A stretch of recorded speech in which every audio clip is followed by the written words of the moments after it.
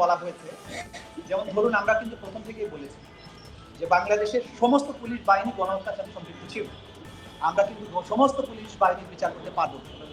আমরা সুপিরিয়র কমান্ডারদের এবং সবচাইতে যারা নটোরিয়াস ভূমিকায় ছিলেন তাদেরকে বিচারের আওতায় আনবো। এটা যদি পিক অ্যান্ড চুজ বলেন, এটা অবশ্যই পিক অ্যান্ড চুজ, এবং আইনে এই ক্ষমতা দেওয়া আছে যে চিফ প্রসিকিউটর ডিসাইড করবেন কোন কোন মামলাকে তিনি এই ট্রাইব্যুনালে নিয়ে আসবেন, কোন কোনগুলোকে আনবেন না, কোনটা দরকার হলে সাধারণ আইনে পাঠিয়ে দিতে পারবেন।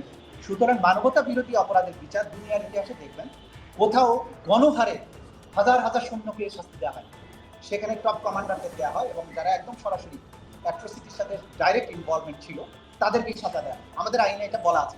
যেমন ধরেন একটা ঘটনায় 5 জন আসামি আছে, 5 জন আসামিকে কিন্তু আমি 5 বার ট্রায়াল করতে পারি। প্রথমে একজনকে আনতে পারি, পরে একজনকে আনতে পারি, পরে একজনকে আনতে পারি, যেটা আমাদের প্রচলিত বিচার ব্যবস্থার ধারণা সম্পূর্ণ উল্টা।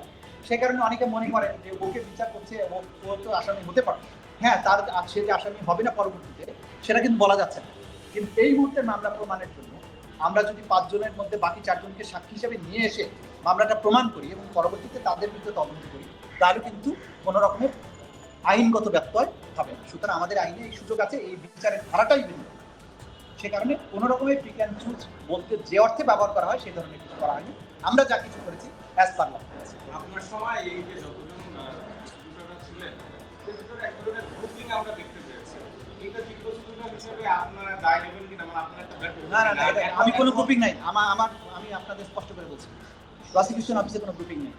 আমাদের গ্রুপ ছিল কিভাবে কাজের ক্ষেত্রে। শেখ হাসিনার মামলার জন্য 3 জন প্রসিকিউটরের গ্রুপ, তানখারপুলের জন্য 3 প্রসিকিউটরের গ্রুপ, তারপরে আশুলিয়ার জন্য group, that was the group. আমাদের মধ্যে কোনো গ্রুপিং ছিল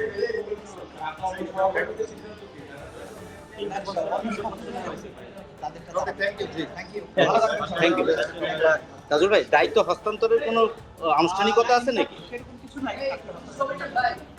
উনি আসলে তো আমি রিসিভ করবেন না।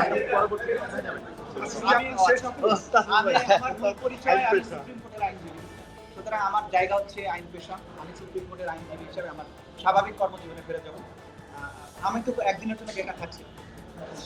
সমপদের কোনো পদে যাচ্ছেন না তো? না, আপাতত কোনো পদে যাচ্ছি না। আপাতত আমার পুরাতন পেশায় ফিরে যাচ্ছি। শুভকামনা আপনাকে। থ্যাংক ইউ, ভালো থাকবেন। Thank you. সহজে আপনাকে পাওয়া যাবে মার্কেটে।